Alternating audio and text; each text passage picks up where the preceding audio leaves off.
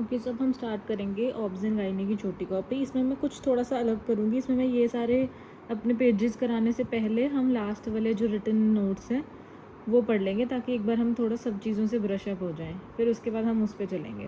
सबसे पहले तो ये है पीपीएच की न्यू 2026 की अपडेट।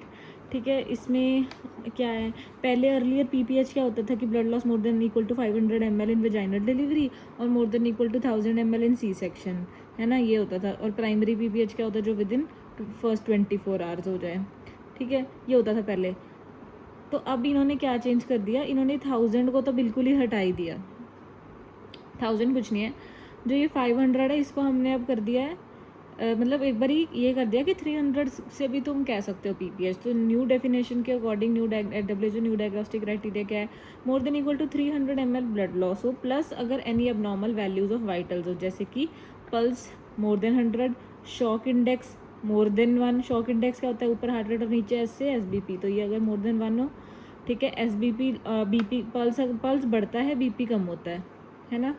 तो यही है शॉक कि बीपी कम हो गया, पल्स बढ़ गया। तो pulse more than 100, SBP less than 100, DBP less than 6, diastolic less than 60। So systolic less than 100, diastolic less than 60। या फिर वो पुरानी वाली चल ही रहा है कि more than equal to 500 ml blood loss whichever occurs first in within the 24 hours, specially first 2 hours. तो अगर ये पहले हो गया वाइटल्स के साथ, तो ये मान लो, ये हो गया, ये मान लो, पर 1000 निकाल दिया। ठीक है, प्राइमरी होता है which occurs with in 24 hours, वो एटोनी की वजह से होता है। और सेकेंडरी होता है जो मोर देन 24 आवर्स, जो कि रिलैक्स प्लेसेंटा जो कि रिटेन्ड प्लेसेंटा की वजह से होता है। ठीक है, प्रिवेंशन। अब प्रिवेंशन ऑफ पीपीएच पे आगे हम यूजुअली क्या करते हैं, प्रिवेंट करने के लिए फर्स्ट लाइन यूट्रोटॉनिक्स देते हैं, choose any one of them. ठीक है, सबसे पहले प्रेफर्ड क्या होता है, ऑक्सीटोसिन 10 इंटरनेशनल यूनिट आईएम या आईवी दे सकते हैं, फर्स्ट चॉइस है। इसे हम कभी भी बोलस नहीं देंगे, आराम आराम से देंगे, या तो आईवी या आईएम, पर देंगे 10 इंटरनेशनल यूनिट। देन है carbetocin, that is 100 microgram, heat stable if cold chain reliable, तुम कार्बिटोसिन भी दे सकते हो। देन मीजोप्रोस्टॉल भी दे सकते हैं हम लो रिसोर्स सेटिंग में, 400 to 600 माइक्रोग्राम ओरली। ठीक है, 400 याद रख लो कि प्रिवेंट करने की डोजेज हैं। ये वाली डोजेज जो है ट्रीटमेंट की दोबारा आएंगी, अभी प्रिवेंट करने के लिए oxytocin 10 international unit, carbetocin 100 microgram, misoprostol 400 to 600 microgram. It can be given by community health workers, can be self administered, antenatal distribution in low resource settings. ठीक है, नॉट रिकमेंडेड फॉर प्रिवेंशन क्या है, ergometrine, methyl ergometrine, oxytocin, मतलब oxytocin और ergometrine का combination, basically oxytocin तो दे ही रहे थे। Injectable prostaglandins, tranexamic acid prevention के लिए नहीं देते ट्रानेक्सामिक एसिड। ठीक है, और अदर प्रिवेंटिव पॉइंट्स क्या कर सकते हैं, कंट्रोल कॉर्ड ट्रैक्शन करेंगे, ओनली स्किल्ड बर्थ अटेंडेंट्स करेंगे, ऐसे घुमा घुमा के धीरे धीरे कंट्रोल कॉर्ड ट्रैक्शन करनी है, अदरवाइज इन्वर्जन का रिस्क रहता है। ठीक है, और कैसे करते हैं हम ये घुमाने वाली टेक्निक को क्या बोलते हैं, it is called modified brand Andrews method. ठीक है, फिर उसके बाद सस्टेन यूट्राइन मसाज जो है वो अब प्रिवेंशन से हटा दी गई है, कोई प्रिवेंशन के लिए मसाज नहीं करनी। अगर तो ऑक्सीटोसिन तुमने दे दिया है वो अपने आप खुद कर लेगी, फालतू मसाजें नहीं करनी प्रिवेंशन के लिए, सिर्फ ट्रीटमेंट में करनी है। Delayed cord clamping is preferred except in, कितनी डिलेड करते हैं हम, 1 मिनट या बेसिकली 1 to 3 मिनट, पर किसमें नहीं करते, RH isoimmunization, birth asphyxia, HIV and COVID. ठीक है, अब उसके बाद सो बेसिकली अब क्या है कि न्यू गाइडलाइंस के अकॉर्डिंग यूट्राइन मसाज रिमूव होगी, तो AMTSL जो है active management of third stage of labour, उसमें सिर्फ फर्स्ट स्टेप होता है यूट्रोटॉनिक, सेकंड स्टेप है control cord traction, third step है डिलेड कॉर्ड क्लैंपिंग, खत्म। Then treatment. अब ट्रीटमेंट के लिए हमारे पास ई मोटिव या केयर बंडल ब्रेकडाउन है। ई से क्या है, early detection using a calibrated drape to major blood loss. ठीक है, तो कैलिब्रेटेड ड्रेप यूज़ करो उसके लिए। M है massage, uterine massage to promote contractions, now हम मसाज देंगे बिकॉज अब हम ट्रीटमेंट की बात कर रहे हैं। देन ऑक्सीटोसिक एजेंट्स क्या है कि IV ऑक्सीटोसिन देंगे, पहले हम प्रिवेंशन के लिए 10 दे रहे थे, अब हम 20 to 40, बेसिकली 40 याद रखो, 4 टाइम्स दे रहे हैं उसकी ड्रग, तो 40 इंटरनेशनल यूनिट्स दे रहे हैं। इफ़ फेलियर फिर क्या दे सकते हैं हम, अब अर्गोमेट्रिन भी दे सकते हैं, या ऑक्सीटोसिन अर्गोमेट्रिन का कॉम्बिनेशन दे सकते हैं, या लो रिसोर्स सेटिंग है तो मीजोप्रोस्ट। अर्गोमेट्रिन, मिथाइल अर्गोमेट्रिन जो भी है, मेथर्जिन, इसका डोज कितनी होती है, 0.2 mg IV या IM। ठीक है, तो इसकी डोजेस कर लेते हैं हम। इसकी थी हमारे पास 20 to 40, देन है 0.2 mg एंड मीज़ोप्रोस्ट की कितनी है 800 माइक्रोग्राम। पहले कितनी दे रहे थे हम, मीज़ोप्रोस्ट 400 to 600 ना, 400, अब इसको डबल कर दिया 800 पर रेक्टल या पर ओरल। और इसकी मीज़ोप्रोस्ट कब नहीं देनी, जब प्रीवियस LSCS है, फिर नहीं देना मीज़ोप्रोस्ट, ठीक है। और या तो हम कार्बोप्रोस्ट दे सकते हैं, वो कितना देंगे 250 माइक्रोग्राम IM। ये PGF2 अल्फा है कार्बोप्रोस्ट, ठीक है। ये एस्थमा में नहीं देना होता, carboprost is not given in asthma. Important question है, ये कई बार आ चुका है कि अस्थमा के पेशेंट में PGF2 अल्फा कार्बोप्रोस्ट तुम नहीं दे सकते। अभी जो एर्गोमेट्रिन मिथर्जिन की बात की थी, इसकी भी कई कॉन्ट्राइंडिकेशंस हैं, like because it is a potent vasoconstrictor, तो इसे हम hypertension, peripheral arterial disease, RH immunization, heart disease और आफ्टर फर्स्ट विन नहीं देते, ठीक है। उसके बाद IV फ्लूइड तो पता ही हो, तो पहले ही कर लेना चाहिए बेसिकली रिससिटेशन के टाइम पे कि administer IV fluid for stability. Crystalloids prefer करते हैं हम मिनिमम 2 लार्ज बोर 18 गेज के IV कैनुला तुम लगाओगे, ठीक है। Then examination, escalation, inspection of genital tract and moving to advanced care if needed. Temporary measures हम क्या करते हैं, by manual uterine compression, aortic compression, non pneumatic anti shock. Then definitive management में preferred क्या है, सबसे पहले यूट्राइन, हाँ पहले हम इसमें फोलिस भी डाल लेंगे ना, ऊपर फोलिस भी डालेंगे, ठीक है, कि अगर तो फोलिस डालने से होगा, ठीक है।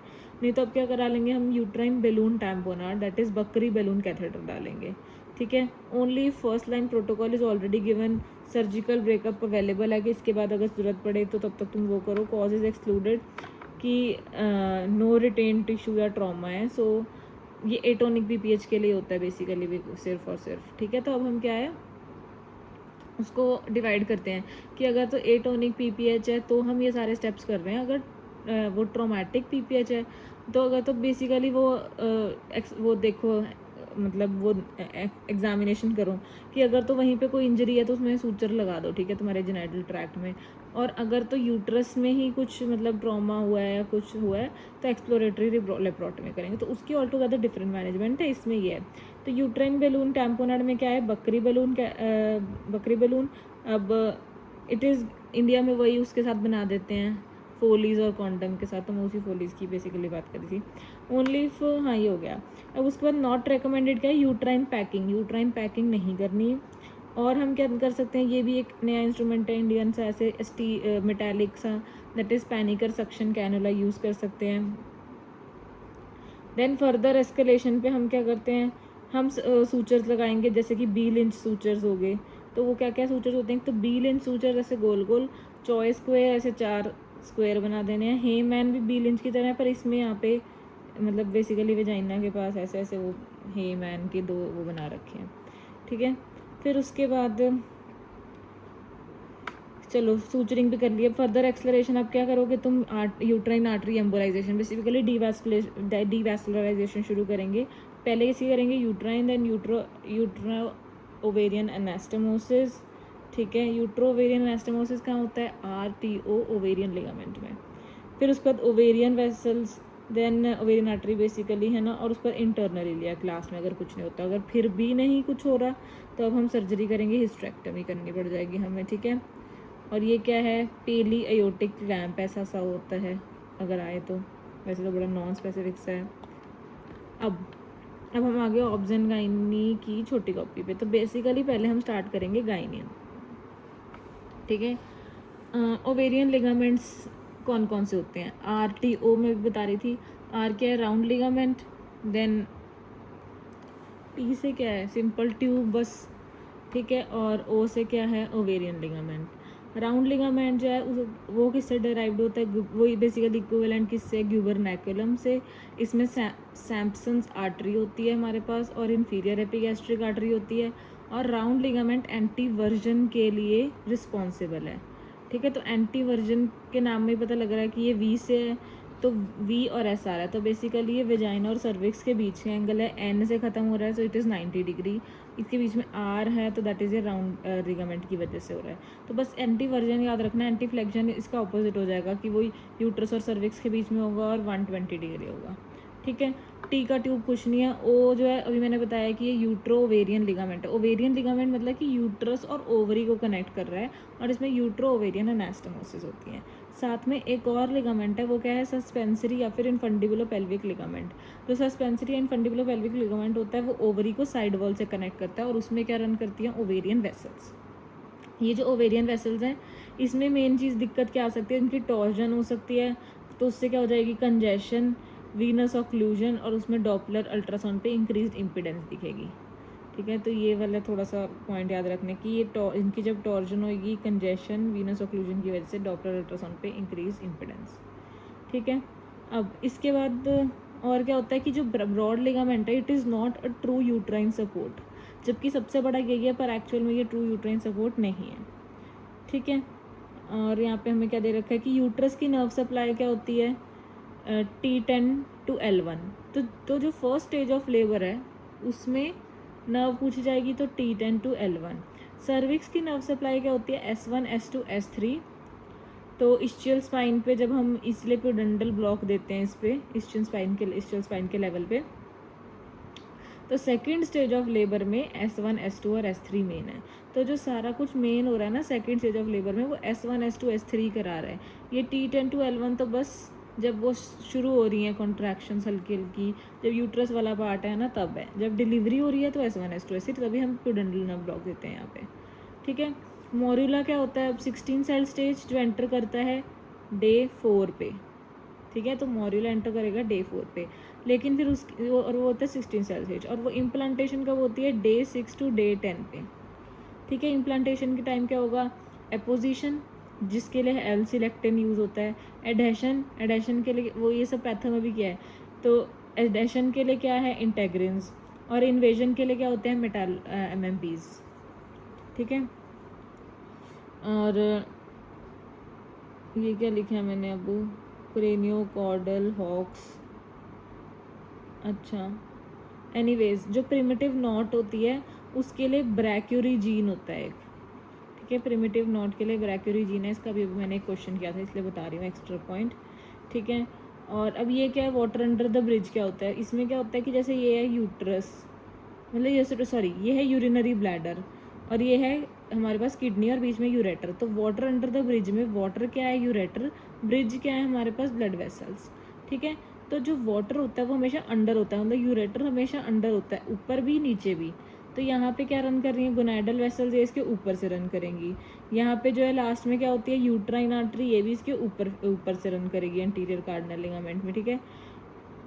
पर एक्सेप्शन क्या है, बीच में, मतलब एट द पेल्विक ब्रिम, जो इंटरनल इलियक आर्टरी होती है, एक्सेप्शन इसकी क्या है, internal iliac artery at the pelvic brim, वो इसके नीचे रन करेगी, उसमें ब्रिज अंडर द वाटर है।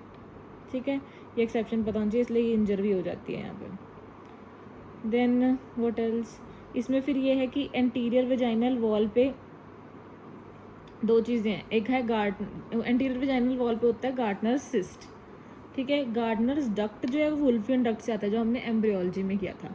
एंटीरियर वेजाइनल वॉल पे क्या होता है, गार्डनर्स सिस्ट, और इसको हम सिस्टोसील से कैसे डिफ्रेंशिएट करेंगे कि जब इंटेस्टाइन की वो हो जाता है प्रोलैप्स, क्योंकि वो जो सिस्टोस्टील है ये कफ इम्पल्स से चेंज होगा, इंक्रीज होगा बेसिकली कफ इम्पल्स से, और रिड्यूसेबल भी होता है, पर सिस्ट इज़ नॉट रिड्यूसेबल, और इससे कफ को, मतलब कफ से इसको कोई फ़र्क नहीं पड़ता। ठीक है।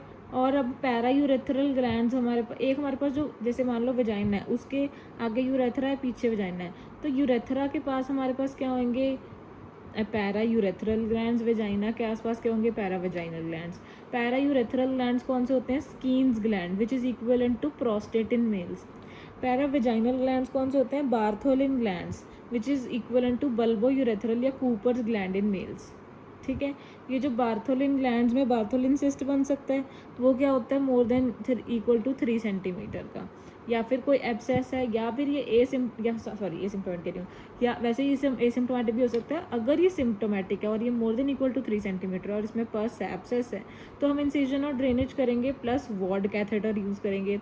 नहीं होता, इसको तुम 3 बार करोगे, इसी के पीछे पड़े रहोगे। ठीक है, कि हम यही करते रहना, इंसिजन ड्रेनेज इसके करते रहना, फिर भी नहीं ठीक होता तो हम मार्सुपियलाइजेशन करेंगे। ठीक है, तो मेनली तो आंसर होगा incision and drainage plus Word catheter. Then अब बिफोर प्यूबर्टी, एट प्यूबर्टी, फिर रिप्रोडक्टिव एज और मीनोपॉज, इनमें हमारा सर्विक्स और यूट्रस का साइज़ बेसिकली कैसे बदलता है और इनका और वेजाइना का पीएच कैसे बदलता है, ठीक है। तो हम देखेंगे सर्विक्स और कॉर्पस की रेशियो, वो क्या होती है कि सर्विक्स और यूट्रस की रेशियो।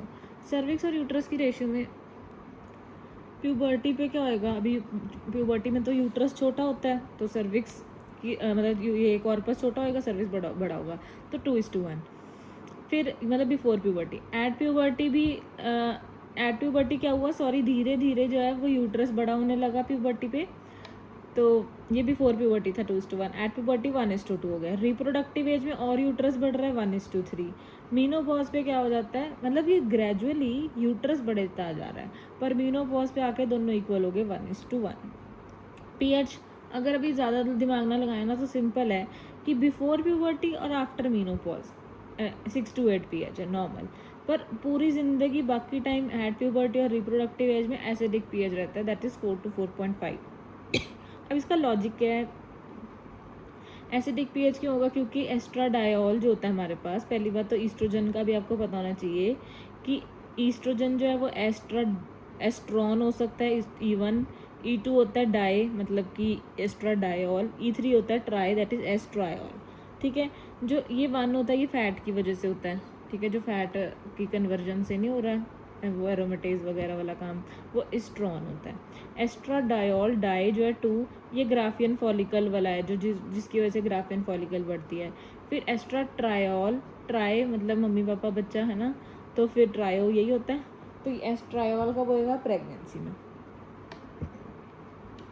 अब ये जो ग्राफियन फॉलिकल वाला था एस्ट्राडायोल, ये क्या करता है, ये ग्लाइकोजन को लैक्टिक एसिड में कन्वर्ट कर देता है, तो लैक्टोबैसिलाई होते हैं वो ग्लाइकोजन को लैक्टिक एसिड में कन्वर्ट कर देंगे। एस्ट्राडायोल इस चीज़ को एनहांस करेगा और इसलिए पीएच जो है 4 to 4.5 हो जाएगा, ठीक है। उसके बाद आ गया, ये सारा कुछ हो गया ना, यहाँ तक कुछ रह तो नहीं गया, नहीं। अब नेक्स्ट है, हम प्रोलैप्स पे आ जाते हैं, ठीक है। डी लैंसिस क्लासिफिकेशन आ गई। सबसे पहले नाम से तो हमें पता है कि डी लैंसिस वेजाइना की क्लासिफिकेशन है, इसमें हमारे पास लेवल 1, 2 और 3 होते हैं, पर ये भी वेजाइना को छोड़ दो, वैसे ही याद करो। सबसे पहले वाली चीज़ क्या होएगी, अपर 1/3 वेजाइना, मिडिल 1/3 एंड लोअर 1/3। हमने इसको ऐसे 3 स्टेप्स में डिवाइड कर दिया। अपर 1/3 में सबसे मेन चीज़ क्या आती है इनके पास, कार्डिनल लिगामेंट प्लस यूट्रोसेक्रल लिगामेंट, तो सबसे पहले क्या आएगा, कार्डिनल प्लस यूट्रोसेक्रल। फिर उसके बाद लेवल 2 में क्या आएगा, Arcus tendineus fascia, second, Arcus tendineus fascia. फिर उसके बाद लास्ट में क्या आ रही है, लोअर 1/3 में हमारे पास क्या है, पेरिनियल बॉडी और यूरोजेनाइटल डायफ्राम, ठीक है। क्या क्या है levels, cardinal ligament plus uterocervical ligament, arcus tendineus fascia, perineal body और यूरोजेनाइटल डायफ्राम। इनके डिफेक्ट से क्या होगा, कार्डिनल लिगामेंट और यूट्रोसर्वाइकल के डिफेक्ट से होगा यूट्राइन प्रोलैप्स, वॉल्ट, टॉप का प्रोलैप्स, ठीक है, यूट्राइन, वॉल्ट, एपिकल या फिर एंटेरोसील, ठीक है। एंटेरोसील भी हो सकता है क्योंकि ये यूट्रोसेक्रल है ना, पीछे वाली साइड का भी मैंने बात की है यूट्रोसेक्रल की, तो इसलिए एंटेरो भी हो रहा है। आर्कस टेंडिनस फेशिया से अब क्या हो रहा है, सिस्टो और रेक्टो, ठीक है, तो सिस्टो और रेक्टोसील। अब ये ना इतना दिमाग मत लगाना, पहले तो बस ऑर्डर ही याद करो, एंड में कुछ नहीं, सब कंफ्यूज हो जाता है। ऊपर सारे टॉप वाले आ गए और एंटेरो आ गया, ठीक है। अब अगले में आर्कस टेंडिनस फेशिया में सिस्टो और रेक्टो आ गया, ठीक है, ब्लैडर और रेक्टम। देन पेरिनियल बॉडी और यूरोजेनाइटल डायफ्राम में क्या होगा, 2 मिनट, लास्ट में आ गया। फिर जो बचा है दैट इज़ यूरेथ्रोसील या फिर लैक्स पेरिनियम। तो अब ऑर्डर दोबारा याद कर लेते हैं, ये तो पता ही है, अपर 1/3, मिडिल 1/3, लोअर 1/3। इसमें क्या है, कार्डिनल लिगामेंट और CL और US यूट्रोसेक्रल, फिर आर्कस टेंडिनस फेशिया, फिर पेरिनियल बॉडी और यूरोजेनाइटल डायफ्राम। इसमें फिर क्या है हमारे पास डिफेक्ट्स में, यूट्राइन, वॉल्ट, एपिकल या एंटेरोसील। अगले में सिस्टो और रेक्टोसील, और फिर यूरेथ्रो या सील या फिर लैक्स पेरिनियम, ठीक है। नेक्स्ट, ट्रीटमेंट ऑफ चॉइस, वैसे तो हमें पता ही है क्या होता है प्रोलैप्स में, फिर मैंने एक बार लिख दिया था वार्ड में हो। वार्ड में हो क्या होता है, एक तो बीच में वही हिस्टेरेक्टमी होगी प्लस माइनस, वो बायोलेटरल सल्पिंगोफरेक्टमी जितनी भी करनी है वो सारी होगी। अब ये करनी है नहीं, ये प्लस माइनस है, मेन बात क्या है कि बीच में हिस्टेरेक्टमी है, और इसके साथ क्या हो रहा है, आगे वाली चीज़ और पीछे वाली चीज़। आगे में क्या कर रहे हैं, ये एंटीरियर की कोल्पोराफी, ठीक है।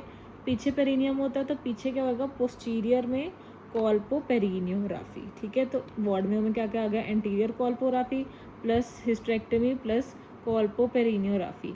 आगे वाली सिस्टोसील को बचाएगी, पीछे वाली रेक्टोसील को बचाएगी, ठीक है। अगर सिर्फ एंटेरोसील के लिए करनी है, ठीक है, तो उसके लिए क्या होएगी, मैकाल्स कल्डोप्लास्टी। एंटेरोसील के लिए है मैकाल्स कल्डोप्लास्टी। वॉल प्रोलैप्स के लिए क्या होता है हमारे पास, सेक्रोकोल्पोपेक्सी। एंड अगर यूट्राइन प्रिजर्विंग करनी है with UCL more than 12 centimetre, ठीक है। यूट्रो सर्वाइकल लेंथ नॉर्मल कितनी होती है, 6 सेंटीमीटर, अगर तो उससे डबल हो गया 12 से ज़्यादा, तब हम क्या करेंगे, सर्वाइकल एम्पुटेशन, दैट इज़ फॉदरगिल या मैनचेस्टर, ठीक है।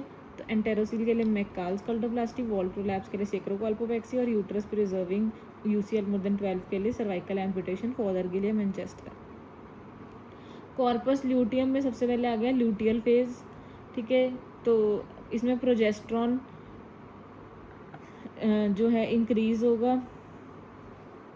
मतलब इसमें हमें ना वो ग्राफ में कराऊंगी, वो याद करना है कि जो सेकंड फेज, पहले फॉलिकुलर फेज आता था, तो सेकंड फेज आ रहा था ना ल्यूटियल फेज, उसमें प्रोजेस्ट्रॉन बहुत ज़्यादा हाई होता है। तो progesterone second half of the cycle में हाई होगा, ईस्ट्रोजन भी हाई होगा, मतलब प्रोजेस्ट्रॉन ज़्यादा हाई होगा। कितना, मोर देन 10 नैनोग्राम पर ml हो जाएगा। इससे हम कंफर्म कर सकते हैं कि ओव्यूलेशन हुई है या नहीं हुई, ठीक है।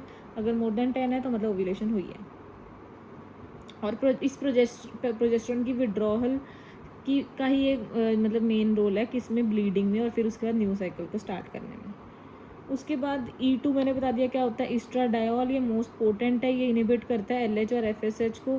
पर ये क्या करता है कि ईस्ट्रोजन बढ़ी जा रहा है, FSH LH कम होते रह रहे हैं। पर एक टाइम ऐसा आएगा जब ईस्ट्रोजन इतना बढ़ जाएगा कि LH सर्ज हो जाएगी। वो कितना लेवल होता है, दैट इज़ अगर ये मोर देन 200 पिकोग्राम हो जाए फॉर मोर देन 2 days, तो LH सर्ज हो जाती है और ओव्यूलेशन हो जाती है, ठीक है। More then 200 picogram for more than 2 days, 2 याद रखना बस।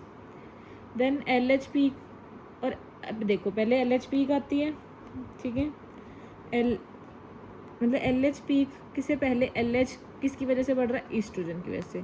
तो पहले E की पीक आएगी, है ना, फिर उसकी वजह से LH की पीक आएगी, और LH की पीक के बाद क्या हो जाएगा, ओव्यूलेशन। तो वो कह रहे हैं ईस्ट्रोजन की पीक आने में और LH की पीक आने में क्या गैप होता है, 12 to 24 आवर्स। और ये LH पीक और ओव्यूलेशन के बीच में क्या गैप होता है, अगेन 12 आवर्स। तो अगर उन्होंने पूछ लिया ईस्ट्रोजन और ओव्यूलेशन के बीच में कितना गैप है, तो हमने 12 ऐड कर दिया 24, इधर 12 से 24 ऐड कर दिया 36। तो इसका LH सर्ज और ओव्यूलेशन के बीच में गैप हो गया 24 to 36 आवर्स। ये हमने क्यों निकाला, बिकॉज ये ओव्यूलेशन किट्स जो आती है मार्केट में वो यही मेजर करती हैं। वो LH सर्ज को देख लेंगे, वो बेसिकली वो तो चलो, एक तो प्रोजेस्ट्रॉन वाली भी आती हैं कि ओव्यूलेशन हुई या नहीं, वो चेक करने के लिए। ये ओव्यूलेशन किट्स वो नहीं है, ये वो है जिससे वो देखते हैं कि भाई हाँ अब हमारा फर्टिलाइजेबल पीरियड आ गया है नहीं, ओव्यूलेशन होगी या नहीं, जब जिन्हें जो मतलब ट्राई कर रहे होते हैं फॉर कंसेप्शन। तो ये LH सर्च देखेंगे और इन्हें पता लग जाएगा कि चलो हाँ अब मेरा नेक्स्ट 24 to 36 आवर्स जो है वो फर्टाइल विंडो है, ठीक है। तो ये है इसके अंदर। इसके बाद वेजाइनल एपिथीलियम जो हम चेक करते हैं उसमें हमारे पास 3 तरह के सेल्स होते हैं, दैट इज़ PIS, पैराबेजल, इंटरमीडिएट, और S से क्या होता है, सुपरफिशियल सेल्स। ये सुपरफिशियल सेल्स वो होते हैं इओसिनोफिलिक, है ना, ईस्ट्रोजन की वजह से। और पैराबेजल सेल जो होते हैं वो पोस्ट मीनोपॉजल में होते हैं, P से पैराबेजल, P से पोस्ट मीनोपॉजल। जो इंटरमीडिएट सेल्स होते हैं ये ब्लू कलर के होते हैं और ये प्रोजेस्ट्रॉन की वजह से होते हैं, बेजोफिलिक होते हैं, ठीक है। तो P पैराबेजल पोस्ट मीनोपॉजल या फिर बिफोर प्यूबर्टी भी कह सकते हो तुम, बेसिकली एक्सट्रीम्स में है पैराबेजल। I इंटरमीडिएट, ये नहीं सोचना कि पैराबेजल है प्रोजेस्ट्रॉन, P से पैराबेजल, P से प्रोजेस्ट्रॉन, ये फालतू हरकतें नहीं करनी। पैराबेजल इज़ पोस्ट मीनोपॉजल, ठीक है, यहाँ पे बात खत्म हो जानी चाहिए। इंटरमीडिएट और सुपरफिशियल मेन I और S है। Intermediate basophilic, progesterone dominance, superficial eosinophilic, estrogen dominance, क्योंकि गर्ल्स जो हैं वो पिंक कलर की, उनको पिंक कलर पसंद होता है तो इओसिनोफिलिक, और वो गर्ल्स लोग कहते हैं सुपरफिशियल होती हैं तो इसलिए वो सुपरफिशियल, ऐसे होती नहीं असली में। तो अगर क्वेश्चन में मैच्यूरेशन इंडेक्स की बात हुई है, मैच्यूरेशन इंडेक्स का जो है वो ऑर्डर सेम रहता है PIS, तो पिस भी पता होना चाहिए, ठीक है। तो इसमें मैच्यूरेशन इंडेक्स में PIS होता है, उसमें हम अगर मान लो ऐसे रेशियो लिख के दी हुई है 10 10 80, तो मतलब ये P है, ये IIS है। अब वो तो चलो हम निकाल लेंगे कि उसके अकॉर्डिंग की अगर तो P हाई है तो मतलब ल्यूटियल फेज़ है, आई हाई है तो मतलब वो है फॉलिकुलर फेज़ है क्योंकि ईस्ट्रोजन हाई है, ठीक है। अगर P हाई है, सॉरी क्या बोला था मैंने, अगर आई हाई है, मैंने फिर से वही गलती कर दी, P आई है तो ल्यूटियल फेज़ नहीं है, P हाई है तो मतलब पोस्ट मेनोपॉजल है, आई हाई है तो मतलब कि प्रोजेस्टेरोन डोमिनेंस है मतलब ल्यूटियल फेज़ है, S हाई है तो मतलब ईस्ट्रोजन डोमिनेंस है तो मतलब वो है luteal phase, sorry follicular phase है, ठीक है। तो अब मेन बात है कि PIS में अगर ऐसा दिया हो कि S ज़्यादा है, ठीक है, एस ज़्यादा से तुम क्या इंटरप्रेट करोगे कि सुपरफिशियल ज़्यादा है मतलब एस्ट्रोजन ज़्यादा है तो ये फॉलिकुलर फेज है, लेकिन वो कहते हैं ये तो पोस्ट मेनोपॉजल की हम वीमेन की रिपोर्ट दिखा रहे हैं तुम्हें, तो वो तो हो नहीं सकता। फिर हम क्या सस्पेक्ट करेंगे कि पोस्ट मेनोपॉजल वीमेन में एस्ट्रोजन ज़्यादा है तो we will suspect granulosa cell tumour due to oestrogen, ठीक है। ये एक अलग क्वेश्चन हो सकता है इसमें। देन नेक्स्ट क्या है कि अगर सिनाइल वेजिनाइटिस हो जाए उसमें मीनोपॉज में, तो हम क्या देते हैं उसके लिए SCRN देते हैं हम, दैट इज़ ऑस्पेमिफिन, ठीक है। सीधी बात है, वेजाइना इज़ बेसिकली ऑस ही, ऐसे समझ लो तुम, ठीक है, कि वेजाइना ऑस बोलते हैं हम उसको, और सिनाइल वेजिनाइटिस है तो ऑस पे लगानी है दवाई, तो ऑस्पेमिफिन SCRM is for senile vaginitis, ठीक है। Only approve non hormonal drug for hot flashes, अगर हॉट फ्लैशेस होता है वैसे ये, अगर हॉट फ्लैशेस हो जाए तो फिर हम, पहली बात तो हॉट फ्लैशेस ऐसे ही खुद ही ठीक हो जाते हैं, ठीक है, पर अगर हो भी रहे हैं तो कोई ढंग की दवाई इन्होंने बनाई नहीं है, विमेन तंग हो ही जा रही है, इन्होंने एक फिजूल की दवाई बना दी, दैट इज़ फेजोलिनिटेंट। निटेंट से पता लग रहा है कि ये NK3 इनहिबिटर है, पर फिजूल की है फॉर हॉट फ्लैशेस, ठीक है। उसके बाद CEO के बारे में पता होना चाहिए। CEO क्या है कि जो OCPs हैं वो कोलोरेक्टल, C से कोलोरेक्टल है, सर्विक्स नहीं है पहली बात, वो कोलोरेक्टल, एंडोमेट्रियल और ओवेरियन कैंसर का वो जो है रिस्क कम करता है। HRT क्या करती है, कम की बात हो रही थी, पहले वाले को कम करेगी फिर बढ़ाएगी और इसमें नो चेंज करती है, तो हमें OCPs और HRT से पता लग जाएगा, ठीक है। इसके बाद कॉपर टी की बात करते हैं। जो कॉपर टी 380A और 375 है, इसमें मैं उसमें कंफ्यूज हो गई थी कि किस में 10 ईयर्स हैं किस में 5 ईयर्स हैं। तो 380 के एंड में 0 आता है तो ये 10 ईयर्स के लिए है, और इसमें 5 आता है तो ये 5 ईयर्स के लिए है। इसको हम पैरागार्ड भी बोलते हैं, 375 को मल्टी लोड भी बोलते हैं, ठीक है। 375 5 साल के लिए इसको बार बार लोड करना पड़ेगा, ऐसे याद रख लो, मल्टी लोड। देन AUB में क्या है, AUB होती है किसी को मतलब बहुत ज़्यादा ब्लीडिंग हो रही है तो उसमें हम IUD देते हैं ना, मायरीना। तो अब कई बार तो हम सोच सकते हैं कि भाई AUB में तो IUD कॉन्ट्राइंडिकेटेड नहीं है ना, या फिर तुम कहीं कॉन्ट्राइंडिकेशन, तो सीधी बात याद रखनी है कि AUB में IUD दे सकते हैं जैसे कि मायरीना, बट इफ़ अनएक्सप्लेन्ड AUB है तो कॉन्ट्राइंडिकेशन है। अगर रीज़न नहीं पता तो फालतू में IUD नहीं लगानी। IUD लगाने का टाइम क्या है इंसर्ट करने का, with in first 7 days of menstrual cycle, because यहाँ पे लीस्ट चांसेस होते हैं ऑफ प्रेगनेंसी। मिस्ड पिल का कंसेप्ट भी कर लेते हैं OCPs में। मिस्ड पिल में क्या है, हमने स्टेप अप करना है, इसको हमने 2 कैटेगरीज में डिवाइड कर लिया। अगर एक, या चलो बेनिफिट ऑफ डाउट 2 भी दवाइयाँ मिस कर ली तुमने, 2 डोजेज मिस कर ली, वो एक कैटेगरी होगी। अगर 3 मिस कर ली तो फिर वो दूसरी कैटेगरी होगी, ठीक है। क्या होता है, अगर 1 या 2 मिस कर लिए, वो कहते कोई बात नहीं, दोबारा वो बोली जब याद आए खा लो। जब 3 और मोर मिस होगी ना, तो अब हमने, उसने बोला भाई मैंने 3 दिन नहीं खाई, मैं कहीं बाहर गई हुई थी, फ्राइडे सैटरडे संडे, मैंने 3 दिन नहीं खाई। तो अब हमें क्या पता है ना कि तुमने कब क्या किया, तो इसलिए अब हम इसको देखेंगे कि क्या ये इसने फर्स्ट या सेकंड वीक में किया या इसने थर्ड वीक में किया, ठीक है। पहले हम इसको 1 और 2 मिस्ड या 3 और मोर मिस्ड में डिवाइड कर रहे थे, अब 3 और मोर मिस्ड में फिर से हमने इसको 1 और 2 वीक या थर्ड वीक में डिवाइड कर दिया। अगर तो फर्स्ट या सेकेंड वीक है तो हम कहते हैं कि ठीक है अब जब याद आए खा लो, ठीक है, और साथ में तुम इमरजेंसी कॉन्ट्रासेप्टिव यूज़ कर लो if there is history of any intercourse during that unprotected, ठीक है। पर अगर 3 और मोर जो है इसने 3 वीक्स के टाइम में ऐसा करा है, तो हम उसे बोलते हैं कि अब क्या करना है कि वो तो ठीक है, जब याद आए तो खाओ, वो भी ठीक है, ईसीबी यूज़ कर लिया, पर अब हमने साथ में क्या करना है कि ये वाला जो पैक चल रहा है इसको तुम कंटिन्यू रखो, ठीक है, और इसमें से जो नॉन हार्मोनल पिल्स हैं उसको नहीं लेना, जैसे ही उसकी बारी आएगी अगला पैक शुरू कर देना है। तो इसमें हम ये करते हैं, ठीक है। Then next is heart disease. अगर कोई पेशेंट को हार्ट डिजीज़ है तो क्या प्रेफर्ड कॉन्ट्रासेप्टिव मेथड होगा? Barrier method, because there is no risk of coagulation and bleeding, जो कि उसमें हो सकता है हार्मोनल में या आईयूडीज़ में। फीमेल कॉन्डम किससे बना होता है? पॉलीयूरिथेन से, ठीक है, पॉलीथीन जैसा ही लगता है ना वो, पॉलीयूरिथेन। देन ओसीपीज जो है, they increase the risk of liver adenoma, not hepatocellular carcinoma. They also increase the risk of C cervix. अब देखो मैं 2 मिनट बोलने से पहले कंफ्यूज होगी, क्योंकि सी तो सीईओ तो नहीं है, पर एक कोलोरेक्टल है, ठीक है। तो सी सर्विक्स का भी इंक्रीज रिस्क होता है, ब्रेस्ट का भी इंक्रीज रिस्क होता है। देन डिक्रीज किसका होता है? सीईओ और पीआईडी का। तो ओसीपीज पीआईडी के भी रिस्क को कम करती हैं, ठीक है। तो पीआईडी वाले ओसीपीज भी ले ही सकते हैं, मतलब ठीक है, डिक्रीज ही कर रहे हैं उसके रिस्क को। उसके बाद if missed threads in copper T, तो हम क्या करेंगे? अल्ट्रासाउंड करके चेक करेंगे, अगर नहीं पता लग रहा अल्ट्रासाउंड पे तो एक्सरे एब्डोमेन करेंगे, ठीक है। चलो अब अगर हमने, इन्होंने बोला कि हाँ इफ़ इट इज़ प्रेजेंट, तो पेशेंट मतलब दिख गया कि हाँ प्रेजेंट है कॉपर टी, और पेशेंट वांट्स टू रिमूव, तो हम किससे रिमूव करते हैं? दिख नहीं रहे अगर हुक्स, तो we will remove with Shirodkar's hook, ये बताने के लिए। तो पता ही है रिमूव कर मांग रहे हैं कि हमारी रिमूव करो, कह रहे हैं तो करेंगे ही ना, पर कैसे करेंगे? थ्रेड तो दिख नहीं रही, तो अब शिरोडकर हुक से करेंगे, ठीक है। उसके बाद आ गया छाया। छाया इनहिबिट्स इम्प्लांटेशन, ठीक है। तो छाया की वैसे हम सोच सकते हैं कि ये फर्टिलाइजेशन नहीं होने दे रही, नहीं, ये इम्प्लांटेशन नहीं होने दे रही, ठीक है। और छाया की कॉन्ट्राइंडिकेशन क्या होती है? पीसीओडी। सो छाया इम्प्लांटेशन इनहिबिट करती है और इसकी कॉन्ट्राइंडिकेशन पीसीओडी है। देन फैक्सी में क्या है? फैक्सी पीएच से स्टार्ट होता है, ये पीएच डिक्रीज करेगी और स्पर्म्स की एंट्री नहीं होने देगी। इसके अंदर क्या क्या कंटेंट्स होते हैं? लैक्टिक एसिड, सिट्रिक एसिड और पोटेशियम बाइटार्ट्रेट। देन इसके बाद HSG पे आ जाते हैं, ठीक है। HSG हम करते हैं फीमेल इनफर्टिलिटी के लिए, मतलब ट्यूबल पोटेंसी देखने के लिए। पर HSG कब करना है? हमेशा ये सारी चीज़ें हम फर्स्ट वीक ऑफ प्रेगनेंसी में प्रेफर करते हैं ना।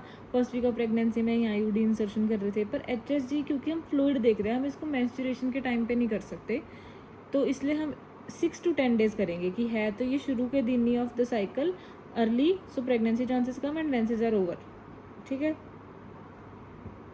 Then next is Mullerian anomalies. Mullerian anomalies में हमें ऑर्डर पता होना चाहिए, क्योंकि इसकी क्लासिफिकेशन है 1 2 3 4 5 6 में क्या है। सो फर्स्ट क्या होती है मुलेरियन एनॉमली? हाइपोप्लेजिया, ये एजेनेसिस है ही नहीं यूट्रस, ठीक है। सेकंड ऑर्डर में खुद से सोचो, पहले है ही नहीं, फिर से फेक साइड है यूनिकॉर्नोइड, फिर उसके बाद क्या होएगा? दोनों साइड अपना अपना, एक इधर बन गया, एक इधर बन गया, डायडेल्फिस। थर्ड है बाइकॉर्नोइट। ऐसे नहीं सोचना कि यूनिकॉर्नोइट के बाद बाइकॉर्नोइट है, नो, पहले एक साइड बना, फिर डायडेल्फिस है अपना अपना बना, ठीक है। देन फोर्थ आ गया कि बाइकॉर्नोइट, ठीक है, जिसमें मतलब दोनों ऐसे हैं, थोड़े से सेपरेटेड नहीं है। देन उसके बाद सारा कुछ ठीक है, सेपरेटेड है पर सेप्टेट है। तो बाइकॉर्नोइट और सेप्टेट में क्या फ़र्क है? बाइकॉर्नोइट में ये बल्ज है, ठीक है, क्योंकि 2 बाइकॉर्नोइट है, ठीक है। सेप्टेट में ऊपर ठीक है, बीच में बस सेप्टा है, ठीक है। और उसके बाद क्या है? आर्कुएट की सब कुछ ठीक है, बस थोड़ा सा ये शेप ऐसी है इसकी। देन सिक्स्थ है DES रिलेटेड, डाइथाइल स्टेल्बेस्ट्रोज रिलेटेड। इसमें क्या होता है? मोस्ट स्पेसिफिक क्या है? टी शेप का बनता है यूट्रस इसमें, है ना। मोस्ट कॉमन क्या होता है? हाइपोप्लेजिया। चलो DES ले लिया, हाइपोप्लेजिया तो होएगा ही मोस्ट कॉमन, पर मोस्ट स्पेसिफिक होता है टी शेप। और DES रिलेटेड क्या दिक्कतें आ सकती हैं? क्लियर सेल वेजाइनल कार्सिनोमा हो सकता है, और मेल में हाइपोस्पेडियस। तो ये थोड़ा सा मुझे अनोखा ही सा क्वेश्चन लग रहा है। T shaped, hypoplasia, hypospadias, clear cell vaginal carcinoma, DES, याद रखना है। तो धीरे धीरे आप देखो कि वो होता जा रहा है, बढ़ता जा रहा है वो। हाइपोप्लेजिया, एजेनेसिस, यूनिकॉर्नोइड, डायडेल्फिस, बाइकॉर्नोइड, सेप्टेट, एर्कुएट, ठीक है।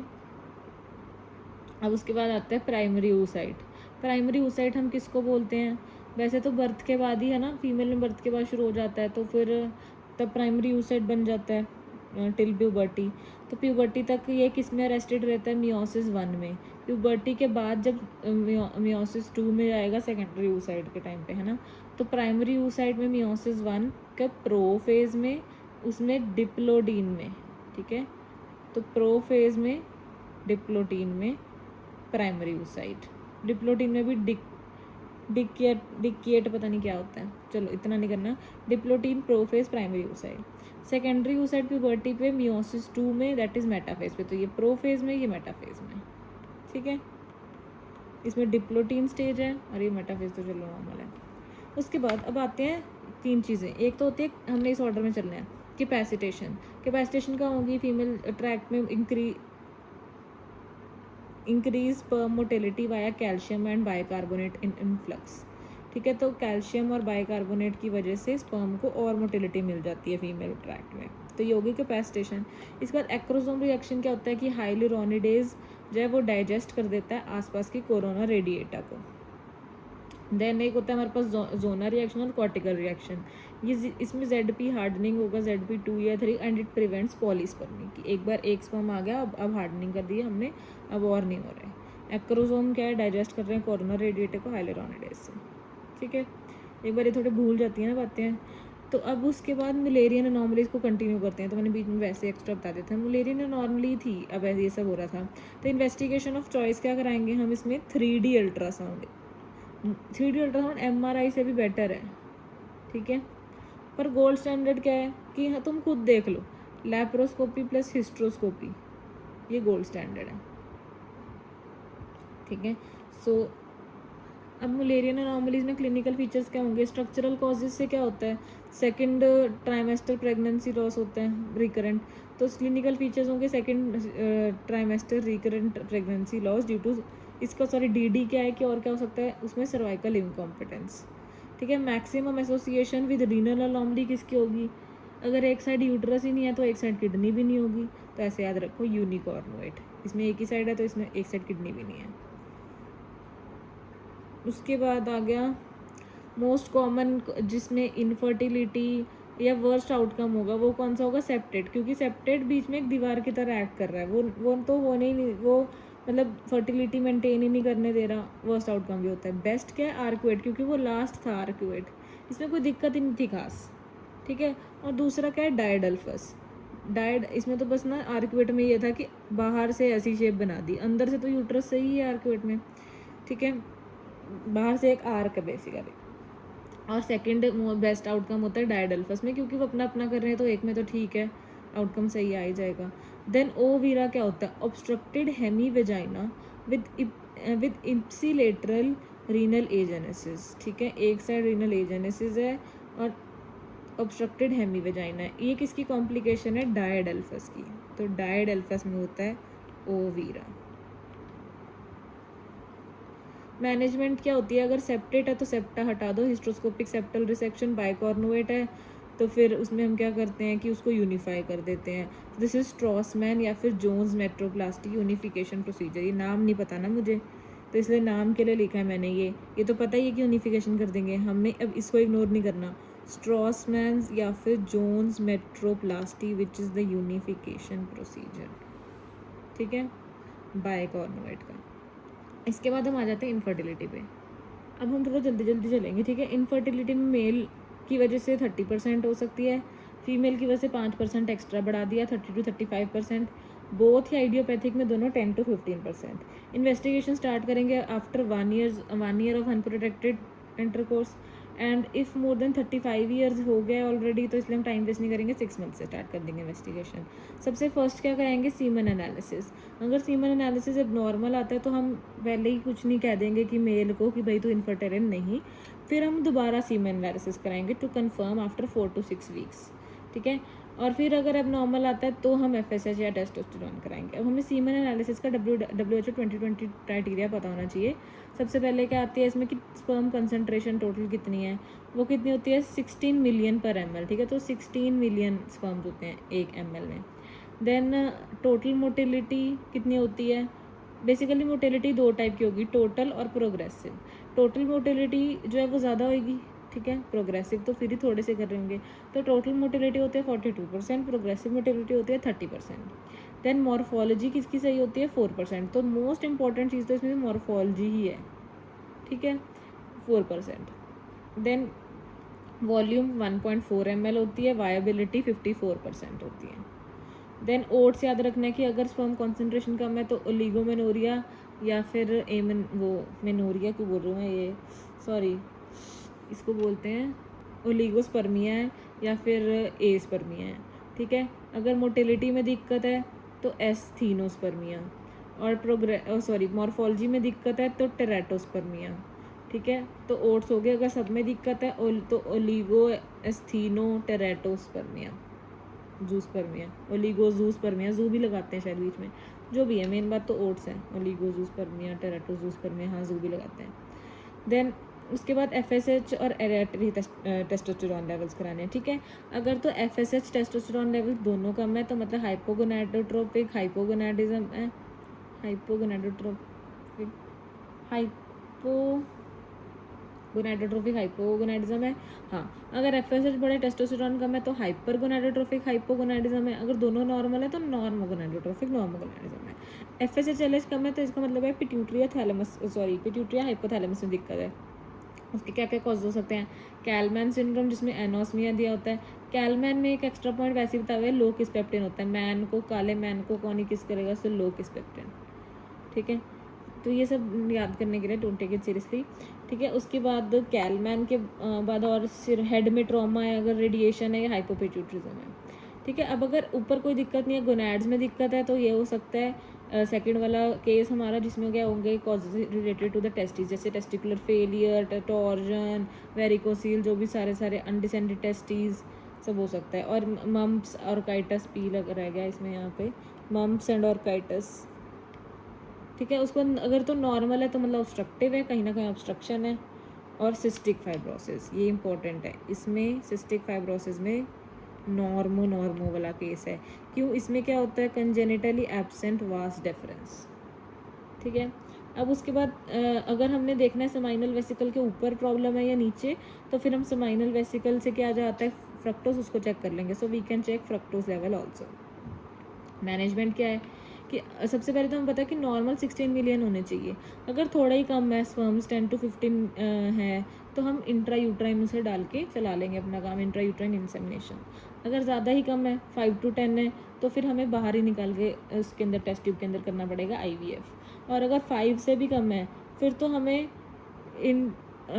इंट्रासाइटोप्लाज्मिक स्पर्म इंजेक्शन, एक स्पर्म जो पकड़ के ही उसको साइटोप्लाज्म में खुद ही डालना पड़ेगा। सो इंट्रासाइटोप्लाज्मिक इंजेक्शन करना पड़ेगा। अब 3 टर्म्स होती हैं, TESC, टेसा, मैसे, ये जो भी है, ये सब क्या होते हैं? This is testicular sperm extraction, ठीक है, एक्सट्रैक्ट करना। टेस्टिकुलर स्पर्म एस्पिरेशन, और M से क्या है, माइक्रो डाइसेक्शन करके स्पर्म एक्सट्रैक्शन, ठीक है। अब हम आगे फीमेल इनफर्टिलिटी पे। इसमें most common cause of female infertility क्या होती है? एनोव्यूलेशन। एनोव्यूलेशन को बोलते हैं WHO ग्रेड 2, ठीक है। एनोव्यूलेशन को WHO के कई ग्रेड्स हैं, बस एनोव्यूलेशन मोस्ट कॉमन है, तो इसका कर लेते हैं। To check for ovulation most common हम क्या चेक करेंगे? चलो फीमेल, मेल सब सही है, फीमेल में दिक्कत है, तो पहले हम ये चेक करेंगे कि उसके जो ओव्यूलेशन है वो सही हो रही है, फॉलिकल सही बन रहे हैं। तो हम उसके लिए या तो कर सकते हैं follicular ultrasound monitoring. This we will do from day 10 onwards, ठीक है। पर रोज़ रोज़ कौन उसको अल्ट्रासाउंड के लिए बुलाएगा, फिर उसकी रीडिंग्स को कंपेयर करेगा? तो बेस्ट टेस्ट क्या होता है? मोस्ट कॉमन चल फिर भी लोग करते हैं, क्योंकि वो हार्मोनल टेस्ट नहीं करा सकते, ठीक है।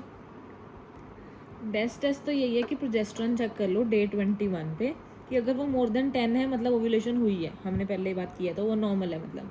तो कब चेक करना है? डे पता होना चाहिए।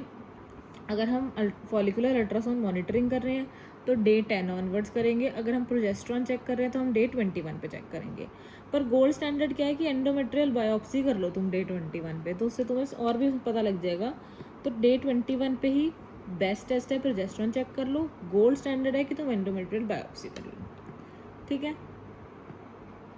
नेक्स्ट हम टेस्ट करेंगे फॉर ओवेरियन रिजर्व, ठीक है। कि अब जैसे मान लो ज़्यादा एज की है फीमेल, तो हमें पता होना चाहिए कि ओवेरियन रिजर्व है भी है, कितना है। उसके लिए मोस्ट कॉमन टेस्ट जो है FSH ही होता है।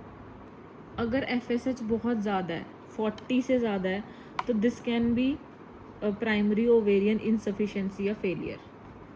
ठीक है, तो इसमें कि वे ख़त्म हो गए तुम्हारे ओवरीज, ठीक है, ओवरीज कह रही हूँ, ये फॉलिकल्स। ठीक है, तो वो ओवेरियन रिजर्व नहीं है ज़्यादा, तो वो मोस्ट कॉमन टेस्ट होता है FSH। पर हम FSH जो है वो it is inversely proportional to ovarian reserve, मतलब जितना ज़्यादा FSH उतना ओवेरियन रिजर्व कम है। पर बेस्ट टेस्ट क्या होता है? AMH अगर 1 से कम हो जाए तो वो एबनॉर्मल है। ठीक है, नॉर्मल पता होना चाहिए, नॉर्मल FSH कितना होता है? 2 to 10। तो हम कितना कह रहे हैं कि नॉर्मल 2 to 10 है। LH FSH दोनों की नॉर्मल रेंज अगर नहीं, मतलब नहीं दी हुई क्वेश्चन में, तो तुम्हें समझ नहीं आ रहा ज़्यादा है कि कम है, तो 2 to 10 एक वैल्यू याद रख लो कि अगर, तो ये अब सोचो 2 to 10 की याद कर रहे थे, इसने कह दिया कि अगर 40 से ही ज़्यादा है तो वो primary ovarian insufficiency. Tubal factor को चेक करने के लिए मोस्ट कॉमनली हम HSG कराते हैं, पर बेस्ट क्या है कि लैप्रोस्कोपिक कीमो पर्ट्यूबेशन करा दो विद मिथाइलिन ब्लू। ठीक है, तो बेस्ट HSG नहीं है, मोस्ट कॉमन HSG है, क्योंकि यहाँ पे उनका और कुछ हो नहीं रहा है। अदरवाइज बेस्ट क्या है? Laparoscopic chemo pertubation. देन एक गेन्सविल स्टेजिंग नहीं पता थी कि किसके लिए होती है, इसलिए मैंने यहाँ पे लिखा है इट इज़ फॉर PID। ठीक है, Gainesville staging is for PID। इसमें क्या होता है स्टेजिंग?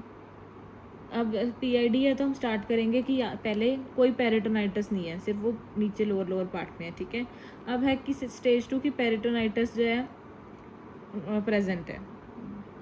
थर्ड में है कि कोई ट्यूबो ओवेरियन मास या एब्सेस बन गया। फोर्थ है कि ट्यूबो ओवेरियन मास जो था वो रप्चर ही कर गया।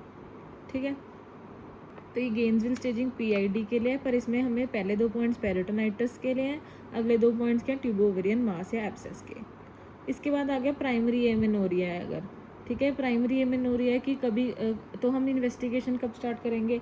अगर कोई सेकेंडरी सेक्सुअल कैरेक्टर्स नहीं है तो 13 ईयर्स से, अगर हैं तो 15 ईयर्स से, या फिर कोई ब्लीडिंग नहीं हुई फॉर 3 ईयर सिंस थिलार्की थी। पहले पता है ना TPM होता है, थिलार्की पिवार्की मिनार्की, तो अगर थिलार्की के बाद भी 3 ईयर्स तक मिनार्की नहीं आ रही है तो इसमें 3 नंबर याद कर लिए, 13, 15 और 3।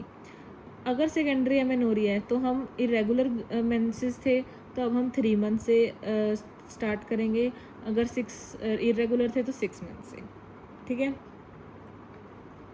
अब एक एक्स्ट्रा चीज़ जो क्रिप्टोमेनोरिया थी वो क्या थी कि साइक्लिकल एब्डोमिनल पेन हो रही है, तो वो क्रिप्टोमेनोरिया है। तो उसमें मेन चीज़ क्या थी? इम्परफोरेट हाइमन है अगर।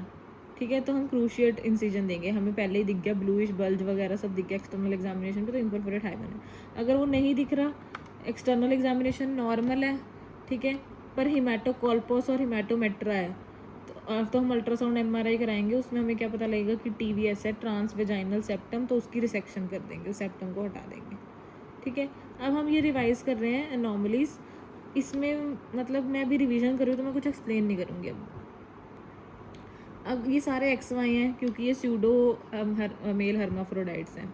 अगर XX है तो वो सिर्फ एक ही चीज़ है, वो क्या है कि सब कुछ ठीक था पर उसके अंदर लड़की में खुद ही मुलेरियन एजेनेसिस थी, MRKH। ठीक है, इसके अलावा बाकी सारे XY हैं। तो चलो स्टार्ट करते हैं। पहले इस साइड के 3 की यूट्रस एब्सेंट है। ठीक है, सो XY यूट्रस एब्सेंट लेकिन ब्रेस्ट प्रेजेंट और हेयर एब्सेंट, तो वो क्या है कि more beautiful female more than any female. ठीक है, हेयर भी नहीं है, ब्रेस्ट भी हैं, तो अच्छी है दिखने में, तो दैट इज़ AIS या फिर TFS। TFS क्या होता है? Other name of AIS। इसमें क्या होता है? टेस्टोस्टेरोन रिसेप्टर डिफेक्ट होता है। This is the most common male pseudo hermaphrodite. उसके बाद अगर XX है, मैंने पहले बता दिया, यूट्रस नहीं है, ब्रेस्ट है, हेयर नॉर्मल है, तो this is Mullerian agenesis, MRKH। Then अगर XY है, यूट्रस एब्सेंट है, ब्रेस्ट भी एब्सेंट है, सिर्फ क्या है? Virilization and puberty and clitoromegaly, so this is 5 alpha reductase inhibitor, 5 alpha reductase deficiency, I mean male pseudo hermaphrodite. इसमें टेस्टिस होते हैं और मेल इंटरनल भी होता है। ठीक है, तो इंटरनल सारा है मेल, एक्सटर्नली जो है विरलाइजेशन है और क्लाइटोरोमेगैली है, बिकॉज ये विरलाइजेशन पहले नहीं थी, पर क्यों एक्सटर्नल क्यों आई? क्योंकि बाद में प्यूबर्टी पे जाके अब जो टेस्टोस्टेरोन है उसकी वजह से। उसके बाद आ गया अब यूट्रस प्रेजेंट पे आ जाते हैं। ठीक है, अगर XY है, यूट्रस प्रेजेंट है, ब्रेस्ट एब्सेंट है, ठीक है, ब्रेस्ट नहीं है, यूट्रस प्रेजेंट है, तो फिर क्या होता है? वो Swyer's. That is this genetic test is, इसमें क्या हो जाता है, point mutation in SRY gene, male pseudohermaphrodite है ये भी, ठीक है। तो स्वायर में ब्रेस्ट नहीं है। अब अगर AIS के साथ ऊपर में क्लाइटोरोमेगैली या एम्बिगुअस जेनिटली ऐड कर दूँ तो क्या बन जाएगा, partial AIS। Then if FSH is decreased, ठीक है, तो हमने साइड में FSH भी चेक किया था ना, जब हमने कहा कि यूट्रस प्रेजेंट है तो हमने क्या टेस्ट करा लिए थे, FSH, है ना। अगर वो इंक्रीज्ड था तो हम ये सब करा रहे थे। अगर FSH डिक्रीज है तो मतलब पिट्यूटरी हाइपोथैलेमिक कॉज है, तो कैलमैन शीहन या एनोरेक्सिया हो सकता है। उसके बाद हम उधर क्या करा रहे थे, FSH का TSH वगैरह भी करा रहे थे। आएगा चलो वो पेज। अब नॉर्मल साइकिल क्या होती है, हमने 2 नंबर याद रखना है, 2 और 8, ठीक है। नॉर्मल साइकिल में हमने 2 और 8 याद रखना है कि नॉर्मल साइकिल 2 to 8 डेज की होती है। बीच में गैप कितना होगा, 24 to 38 डेज, 2 इधर 8 इधर, 24 to 38 डेज। कितना वॉल्यूम, 20 to 80 वॉल्यूम, 2 और 8 दोबारा। मेट्रोपैथी का हेमरेजी का क्या होता है, ये कल मुझे पता नहीं था, तब मैंने इसमें लिखा, मैं भूल गई थी कम्प्लीटली इस टर्म को। So this is abnormal uterine bleeding in perimenopausal. Perimenopausal में अगर ब्लीडिंग हो रही है, और इसके हिस्टोपैथोलॉजी पे कैसे दिखता है, ये स्विस चीज पैटर्न मेट्रोपैथी का हेमरेजी का। इंडिकेशन ऑफ एंडोमेट्रियल एस्पिरेशन या बायोप्सी क्या होती है, हम एंडोमेट्रियल थिकनेस चेक करेंगे अल्ट्रासाउंड पे। अगर तो साउंड पे एंडोमेट्रियल थिकनेस एल्डरली में मोर देन इक्वल टू 4 है तो हम करेंगे। रिप्रोडक्टिव एज ग्रुप में तो वैसे ही थिकनेस ज़्यादा होती है, तो ये मोर देन इक्वल टू 12 होगी या 15 होगी तो करेंगे। अगर ऑन टेमोक्सिफिन है तो मोर देन इक्वल टू 8, तो हमने 4, 8, 12 3 नंबर कर लिए। एल्डरली में मोर देन इक्वल टू 4, टेमोक्सिफिन पे मोर देन इक्वल टू 8 और रिप्रोडक्टिव एज में more than equal to 12। Endometrial aspiration biopsy की बात होगी। अब एंडोमेट्रियल हाइपरप्लेजिया, एंडोमेट्रियल हाइपरप्लेजिया में रिस्क ऑफ कैंसर कितना होता है, so we have to learn 4 numbers, 1, 3, 8 और 29, ठीक है। 1, 3, 8 और 29। एंडोमेट्रियल में वो तन्नू को घुसा लेते हैं क्योंकि उसको ज़्यादा ही इस चीज़ की नॉलेज है, ठीक है। सो 1, 3, 8 और 29। अगर तो सिंपल है, हम इसको 2 पार्ट्स में डिवाइड करेंगे, सिंपल और कॉम्प्लेक्स, विदाउट एटीपिया विद एटीपिया। तो विदाउट वाले में पहले कम नंबर आएंगे, फिर विद एटीपिया में। तो विदाउट, इधर विदाउट, विद इधर विद इधर विद, 1%, 3%, 8%, 29%, ठीक है। अब उसके बाद ट्रीटमेंट ऑफ AUB में अगर फैमिली कंप्लीट है हिस्टेरेक्टमी, इफ़ नॉट कंप्लीट तो प्रोजेस्ट्रॉन देंगे। क्या क्या दे सकते हैं, OCPs, इंजेक्टेबल प्रोजेस्ट्रॉन्स, मायरिना, IUD, ठीक है। अगर AUB के ट्रीटमेंट में नेक्स्ट स्टेप पूछा और ब्लीडिंग हो रही है तो पहले तो ट्रेनेक्सेमिक एसिड देंगे टू स्टॉप द ब्लीडिंग, ठीक है। इस वाले में अगर 29% रिस्क जहाँ था ना, उसमें तो सीधा हिस्टेरेक्टमी करनी ही पड़ेगी अब जब 29% रिस्क है। उसके बाद फाइब्रॉइड में जो स्टेजिंग होती है वो सारी पता है, कि पहले होती है सब म्यूकोजल, फिर वो बाहर सब सिरोज जाती रहती है। पर इसमें याद रख लेना 4 इज़ प्योर इंट्राम्यूरल, ताकि अगर गड़बड़ ना हो स्टेजिंग में। 4 होती है प्योर इंट्राम्यूरल, तो 3 क्या होती है, 100% इंट्राम्यूरल में भी 2 स्टेजेस आती हैं कि 100% इंट्राम्यूरल बट कॉन्टैक्ट्स एंडोमेट्रियम, तो 3, फिर प्योर इंट्राम्यूरल इज़ 4, ठीक है।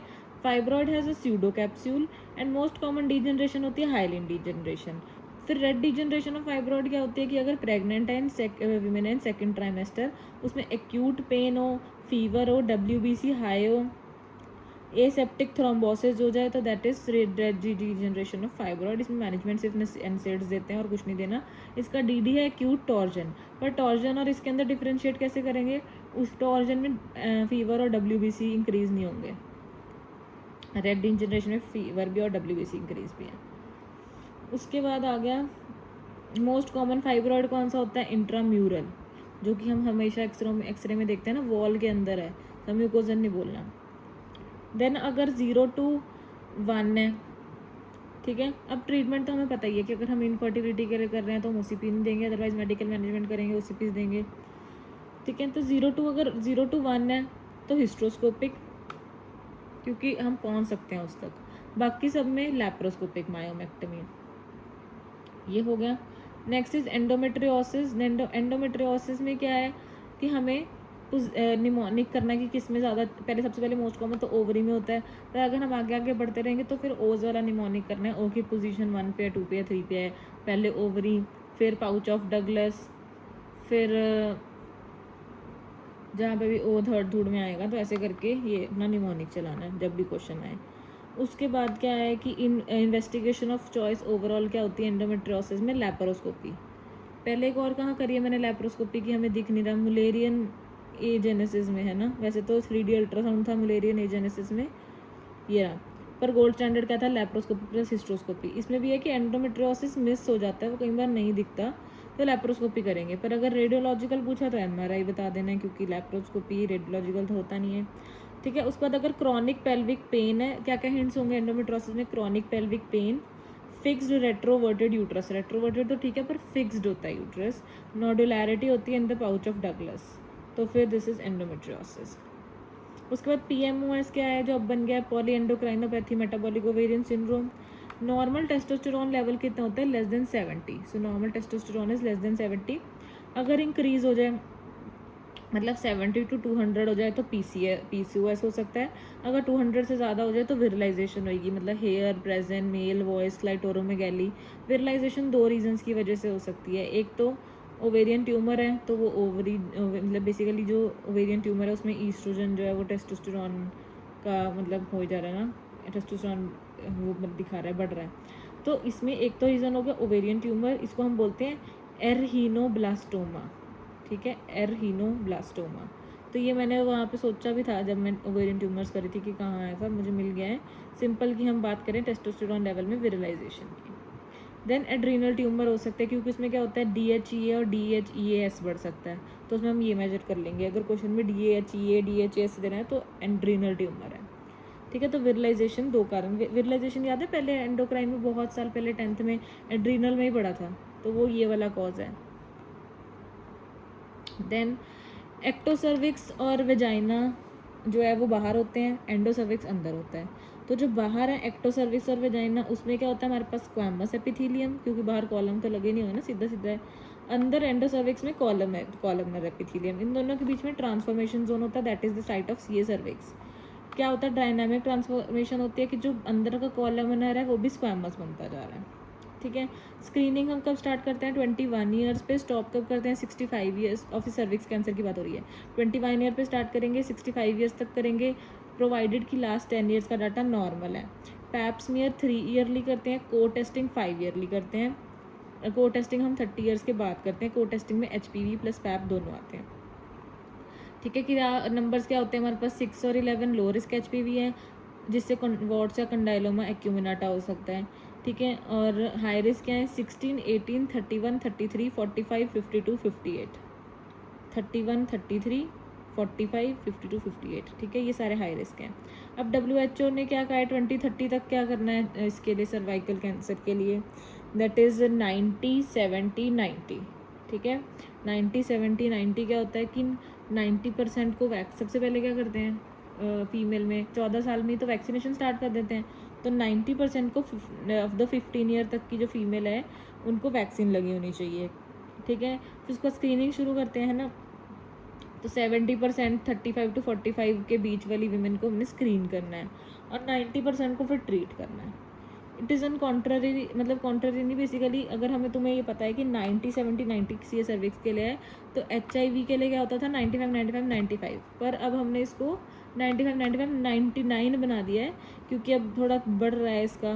तो इसमें क्या होता है, नो ट्रीट सप्रेस, कि 95% को पता हो उन्हें HIV है, अगले 95% उसको ट्रीटमेंट ले रहे हों, और 99 जो ट्रीटमेंट ले रहे हैं उनमें सप्रेशन हो जाए। ठीक है, अब HPV की वैक्सीन अब जो नहीं आई है ना, कि सबको मिल रही है, गवर्नमेंट ऑफ इंडिया दे रही है, वो एक अलग टॉपिक है। पर वैसे क्या देते हैं, 21 ईयर तक हम 1 ईयर 2 डोजेज़ दे सकते हैं, मोर देन 21 ईयर में 2 डोजेज़ देंगे, 0 मंथ पे और 6 मंथ पे, 6 मंथ अपार्ट। HIV है अगर तो हम 2 या 3 देंगे, तो मतलब 3 ही प्रेफर करेंगे देना, 0 मंथ, 2 मंथ, 6 मंथ पे, तो 0 to 6 पे, ये 0-6 या 0 to 6। HPV लिंक्ड कैंसर्स कौन से होते हैं, cervix, vulva, penile, anal canal, ये सब वो है ना आउटर से कनेक्टेड, लाइक वल्वा हो गया, एनल कैनाल, पेनाइल, सर्विक्स, लैरिंग्स और ओरल। ओरल तो याद रहता है, लैरिंग्स नहीं याद रहता, तो वो याद रखना है। E6P53 को इनिबिट करेगा, E7RB को इनिबिट करेगा, L1 vaccine, L1 capsid vaccine में यूज होता है। अब आगे हिस्टेरेक्टमी के types. Hysterectomy can be simple, modified radical या वर्दिम्स, और रेडिकल या मीग्स। एक ही एम आएगा, अगर मॉडिफाइड रेडिकल है तो उसको वर्दिम बोलते हैं, अगर रेडिकल है तो उसको मीग्स बोलते हैं। ठीक है, सिंपल के बाद रेडिकल नहीं आता, रेडिकल लास्ट में आएगा। सिंपल, मॉडिफाइड रेडिकल, वर्दिम्स और रेडिकल या मीग्स। सिंपल में क्या होता है, vessels ligated close to uterus. इसमें क्या होगा, at the level of ureter, ये सारा कुछ यूरेटर से रिलेटेड, और ये आगे बढ़ गया उससे। Vessel ligated close to uterus at the level of ureter at the origin of internal iliac. Parametrium का कुछ नहीं इन्वॉल्व हो रहा, सिर्फ यूट्रस से निकाल रहे हैं इसमें, और उसका आसपास का फेशिया जो भी है। इसमें parametrium is removed up to the level of ureter, इसमें lateral to ureter also. Uterosacral ligament को कहाँ लाइगेट करेंगे, क्लोज टू यूट्रस, इसमें मिडवे, इसमें रेक्टम पे के पास। Then vagina not removed, 1-2 centimeter remove कर दी, मोर देन 2 सेंटीमीटर रिमूव कर दी। रिस्क फैक्टर्स में सीए ओवरी और एंडोमेट्रियम जो है वो सीईओ में आते हैं। ठीक है, कोलोरेक्टल है सी, तो अब ईओ है। इनका रिस्क ओसीपीज कम कर रहे थे, मतलब ये ईस्ट्रोजन रिलेटेड है, तो फिर मतलब इनमें रिस्क फैक्टर्स में मेंस्ट्रुअल साइकिल्स भी आएंगी, वो अर्ली मिनार्की, लेट मीनोपॉज और पैरिटी भी आएगी। कि ईस्ट्रोजन ज़्यादा कब होगा, अगर नल्ली पैरिटी होगी, कभी प्रोजेस्टेरोन बढ़ने का मौका ही नहीं दिया तुमने इतना, तो इसलिए नल्ली पैरिटी। सीए सर्विक्स जो है उसमें क्या होता है कि मेंसेस पे कुछ डिपेंडेंट नहीं है अभी, पर पैरिटी पे है, मल्टी पैरिटी पे। ठीक है, क्योंकि जितना ज़्यादा मल्टी पैरिटी उतना एचपीवी का रिस्क ज़्यादा। सीए वल्वा में ना तो पैरिटी पे डिपेंड करता है, ना ही ये उस पर डिपेंड करता है, मेंसेस पे डिपेंड करता है। इसके रिस्क फैक्टर्स अलग ही हैं। क्या क्या हो सकते हैं, atrophy, Paget's, HPV warts, smoking और लाइकन स्क्लेरोसिस। इसके अलावा कुछ नहीं है। Atrophy, Paget's, HPV warts, smoking, lichen sclerosis. Next है अब ऑब्स, ये मैं अगली वीडियो में कराती हूँ।